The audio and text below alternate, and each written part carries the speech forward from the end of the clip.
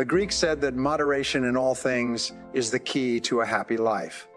Moderation. Now, sometimes people say, well, I don't have time for my family. I don't have time to exercise. I don't have time for this and time for that. Whenever you find yourself getting out of sync with regard to balance, and especially when you feel that you don't have the time, is when you most need to stop and think. So here's the question to ask. What would I do if I only had 6 months to live? If you find yourself working too hard or not spending time in your relationship, not spending time with the people you care about and who care about you, ask yourself, what would I do if I only had 6 months to live? And if what you would do is spend more time with the important people in your life, the time to start spending that time is now. So what would you do if you had 6 months to live? You know, it's an old joke. The doctors say they've never met a businessman on his deathbed who said, boy, I wish I'd spent more time at the office. The fact of the matter is that balance and moderation in all things increase your productivity, increase your efficiency. And remember, the only reason you're working is so that you can enjoy the great things of life, which are your people, your relationships, the things that make you happy, and so on. Imagine that you are financially independent, that you have past 20 million in the bank, and simultaneously, you only have 10 years to live. You're going to enjoy superb health, but you have all the money that you need, and you have to work at something. You cannot be a layabout. So therefore, if you could work at anything and you had all the money you needed and you didn't want to waste any time, what career would you choose? If you could wave a magic wand and have all the talent and skill that you need to be successful in any field, what field would you choose for yourself? And then what you do is you just start to do some research on that field, working it part-time, working it for free, reading books and courses, talking to people who are in it. I've spoken to literally thousands of people over the years who did that and eventually changed out of their current job, sometimes within their same company, sometimes out of their current job where they weren't very satisfied, into a new job that they loved, and they became a star at that new job. And you can do the same. Everybody can do this. I'm going to give you a law that is my favorite law of time management, and it's called the Law of Three. This law alone will enable you to be one of the most productive and successful people in your world. The Law of Three is based on my 30 years of study into time management. And what it basically says is that if you make a list of everything that you have to do in a week or a month, you'll come up with 20 or 30. Some people write down 40 or 50 tasks or activities. But if you look at this list, you'll find there are only 3 activities that you engage in your life that account for 90% of the value that you contribute in your life. Wherever you are in life, there's only 3 things that account for 90% of your happiness. Only 3 things. This law of 3 works everywhere, and it works for everyone. It works if you're a doctor, an investment banker, a salesperson, a business owner, or a student. Whatever there is, always 3. So what you do is you make a list of everything you do, and then you ask 3 questions. Question number 1 is, if I could only do one thing on this list all day long, which one activity would have the greatest positive impact on my life? Or you could say, I could only do one activity all day long, which one activity would help me to double my income faster than anything else? And that answer is usually pretty obvious. So you put a circle around there. And then you ask it again, if I could only do 2 things all day long, what would be the second most valuable thing that I could do? You go through your list and you'll come up with number 2. And then you ask the question the 3rd time, if I would only do 3 things all day long, what would be number 3? And you circle it. Now, I put every one of my students through this exercise, and they're all astonished because in a few minutes they see clearly that these are the 3 most important things that they do in achieving their goals of health, wealth, and happiness. And so the rule is this: do fewer things in your daily life, but do more important things and do them more of the time, and then get better. Improve in each one of those areas. In your life, there's 3 things that you do that are more important than everything else, and these will change over time. But you must be clear about those 3 things. And if you start working on only those 3 things, you will double your productivity, performance, and output very quickly. If you can concentrate on the 3 most important things you do well, there's 4 requirements for you to make these techniques work for you. We call these the 4 Ds. The first D is desire. It's when you must have a burning desire to be effective, at time management. The second D is decision. You must make a decision that you are going to become an expert in this subject. You are going to take this course. You're going to use these materials. You're going to practice them over and over again, because what we have found is, in the absence of a decision, nothing ever happens. You need a clear, unequivocal do or die, burn. The bridge's decision that this is a subject that you are going to master. The third D is discipline. You must discipline yourself to practice and repeat over and over again good time management techniques. In fact, we say that time management is self-discipline in action, and the ability to discipline yourself more than anything else is going to determine your success in life.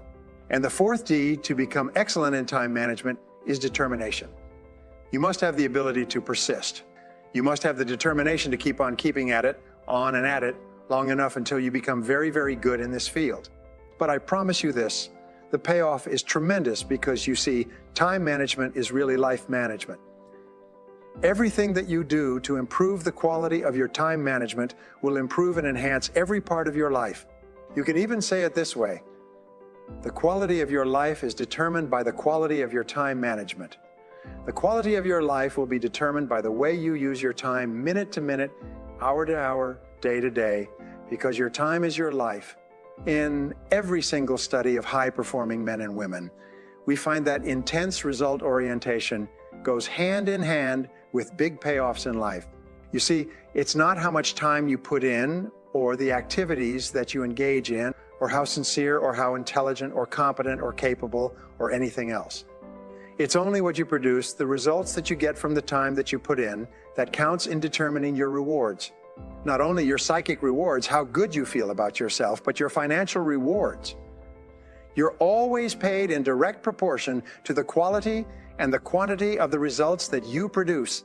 We call this the law of sowing and reaping, the law of cause and effect. The cause of everything that happens to you is your ability to get results. And the easier rewards, if you want to increase the quality and quantity of your rewards, you have to think all the time about increasing the quality and quantity of your results. Now, the second point is this: most people are very unproductive. Most people cannot do a full day's work if their life depended upon it. In fact, every study that I've ever seen suggests that the average person works at only 50% of capacity. In fact, in most work environments, about 30% of all the work time is spent in socializing, gossiping, wasting time talking, chatting, hanging around the water fountain, reading the newspaper, drinking coffee, and so on. What does it mean to you? It means that the average person is working at 50% or less of capacity. There are tremendous opportunities for you if you'll do some of the things that we talk about to rapidly move ahead of other people. The starting point of getting things done is the quality of neatness. The quality of neatness means that you start with a clean desk and you end with a clean desk. You start with a clean briefcase and you end with a clean briefcase. You take the time to make sure that your entire working environment looks neat, professional, productive, and effective.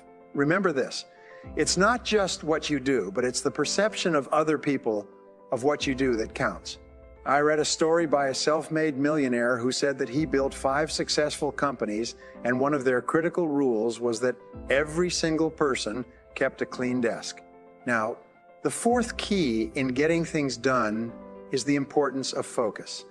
Focus, which leads to clarity, and we talk about this over and over again. Focus means that you're absolutely clear about what you're trying to accomplish.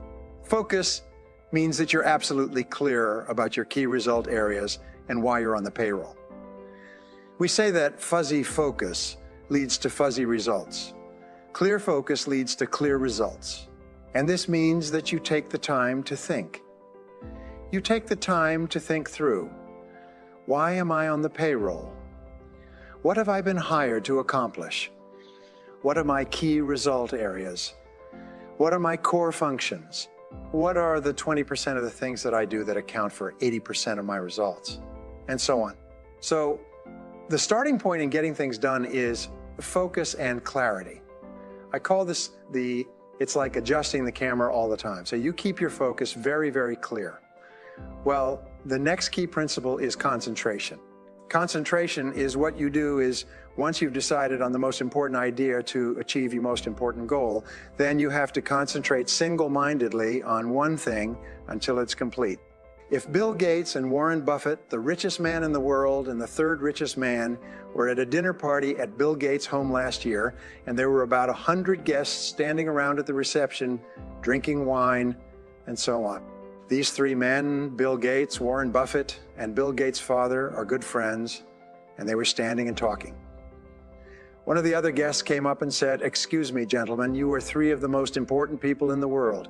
What would you say is the most important key to success today?" And they stopped talking and they all turned and they said, "Focus. Focus is the most important quality for success today." We're so surrounded by so many distractions of so many kinds that the ability to focus is more important for success than any other quality.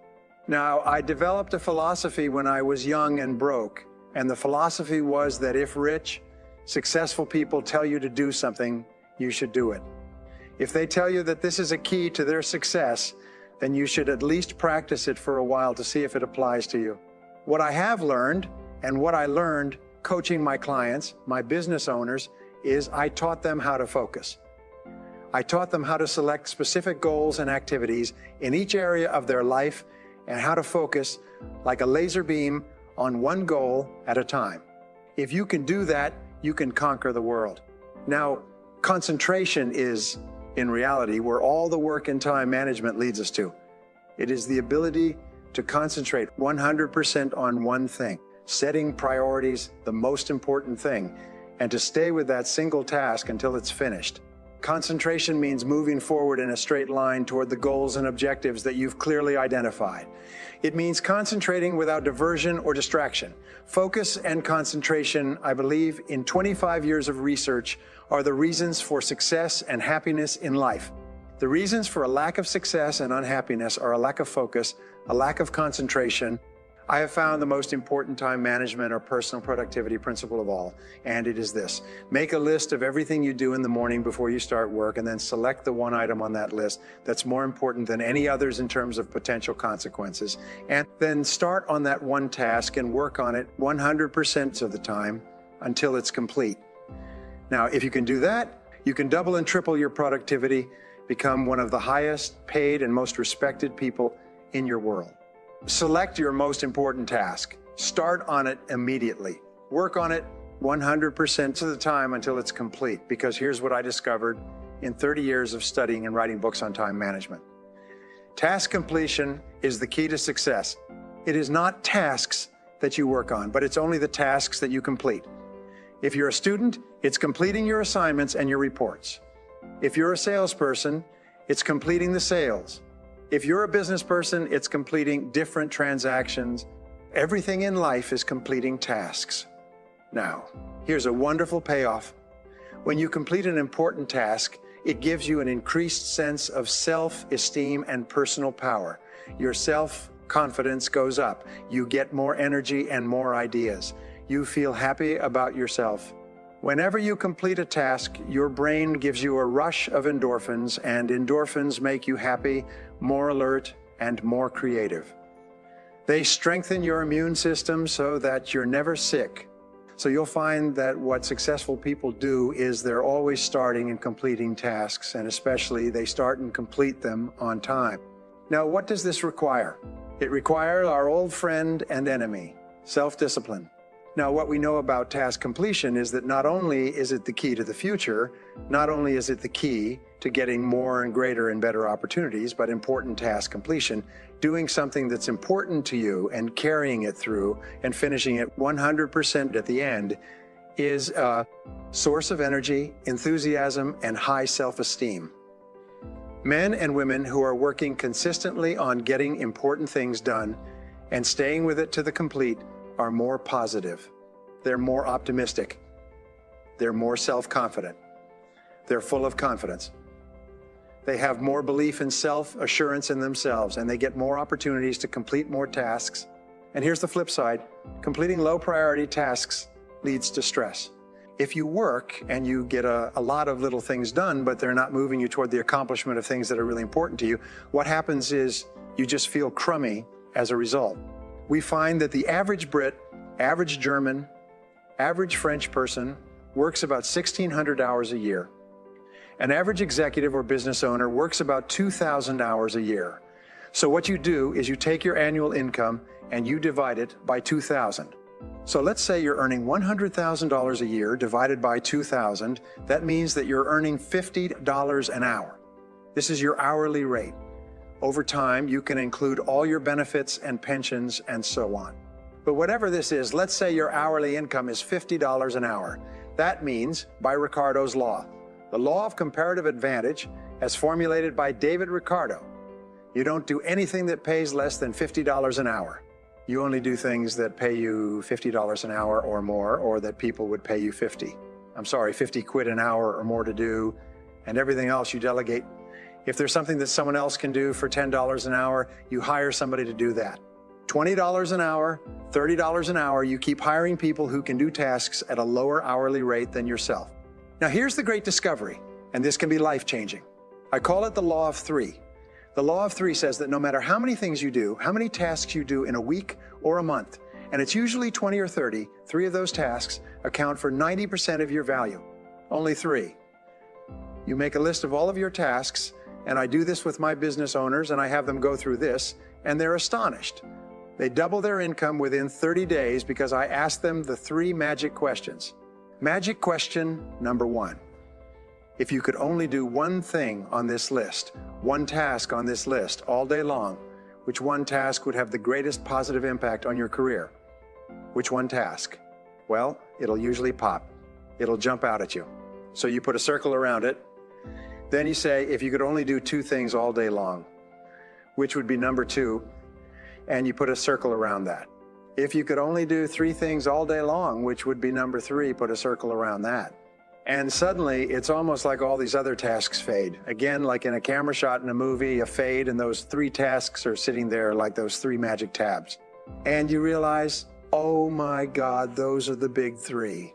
Everything else is secondary. Everything else can be done by someone else or done later, or not done at all. And then you focus on the three.